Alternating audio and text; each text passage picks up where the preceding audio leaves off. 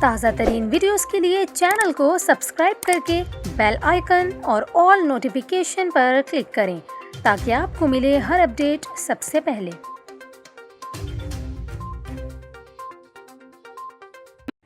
اور یہاں پر آپ کو تشویشناک خبر دیں، وزارت صحت نے اعتراف کیا ہے کہ خناق کی بیماری پورے ملک میں پھیل گئی ہے۔ وزارت صحت کے مطابق اب تک اس مرض سے 39 بچے زندگی کی بازی ہار چکے ہیں۔